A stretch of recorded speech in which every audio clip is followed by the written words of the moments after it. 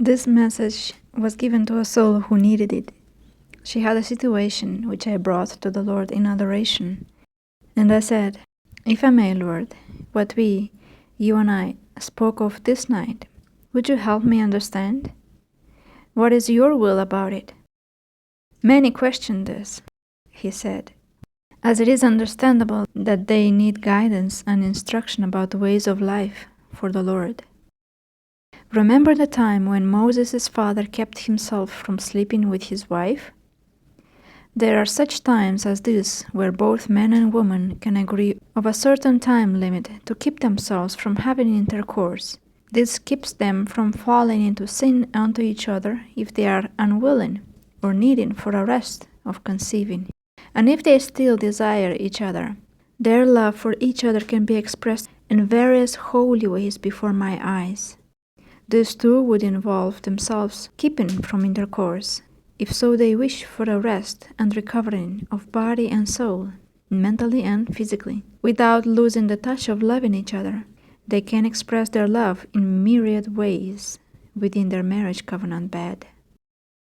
One thing for sure, as you have perceived by my spirit, contraceptive, preservatives, and abortion are definitely out of question. One can and should keep himself holy unto me without these practices. Let's say, Lord, 1 year, a woman would desire recovery of bearing and conceiving for minimum 1 year, yet there would be definitely times where, if they cannot hold it, they would have the intercourse. Then it's in my hands if conception occurs or not, as always it has been. It is not a harsh consequence, but it is a result of their decision to unite. And if I bless the womb with the fruit of the womb, then that is my will, and I will yet again support the womb, father and mother, with all needed. It's just a matter of being willing in this case to allow me, yet again, to create and fashion a new human being, for my kingdom come and my will be done on earth. Through this new vessel I would fashion. It is a matter of being willing, too, to keep oneself, as mentioned above, from having intercourse with his wife, if both are agreeable on this matter. This would be a time of rest unto them, spiritually and physically, as long as they can handle it. Abandonment to my will, nonetheless, is the key. Many people fret when a conception happens right after giving birth a few months ago. They worry of their ability to supply the needs that will come with the child, adding one more to the family. They worry, and worry achieves certainly nothing at hand at all. You have to be aware that if so it happens, short time after giving birth to a child, "I have my eyes and hands on you, my beloved." He addresses this to the woman. And there is yet again no mistake from my part that there is a human seed planted within your sacred womb walls. Be willing, if I so will it, for you can see that if the mind and the soul are weary, which I understand the burden of your heart and body, if you are set with a mind of weary, you will hardly find joy in this yet another child I am sending down on earth, not looking at the baby with joy as the other ones, but in a burdened, weary lenses, making your soul even more heavier. Your abandonment to my will be done is your healing.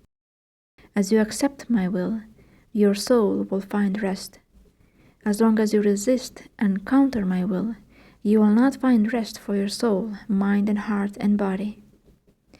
Only in my will for you will you be at inner holy peace, no matter what transpires around you. Hold on to me, and I will guide you further. Let go of fretting and worries. Am I not your God, the living one? Why do you worry? Why are you preoccupied and busy your mind with thoughts that drain you of energy? Strengthen your mental field and allow me to continually grow you up out of yourself. Trust me, and everything will be all right. no matter what. And I see the Lord giving a kiss of consolation to the soul. But I understand her toil and burden, the Lord says to me as an aside. In a further understanding, the Lord continues, a man needs his wife to release himself.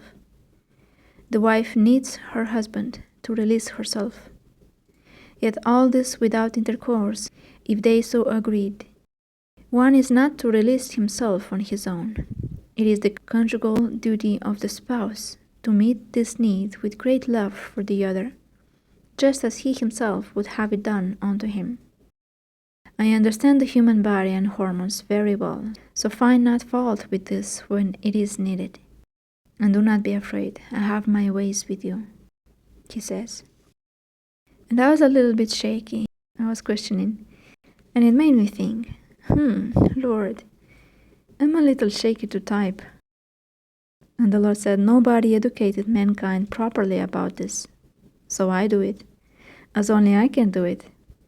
Educate us about this topic. He smiles. Truly, truly, I said. Blessed is the household who has many of the fruit of the womb, for my will is being done. He smiles again. Few or many as I give, they all belong to me, my children, fashioned after myself, his image. Yes, he says.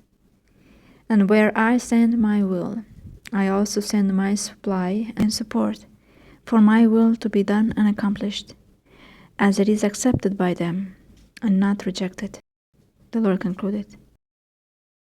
And also in a previous message, the Lord had mentioned that when the wife and the husband engage with each other, next time they come to be with him, or even right after the moment, have them confess lust, for not once are we safe from it.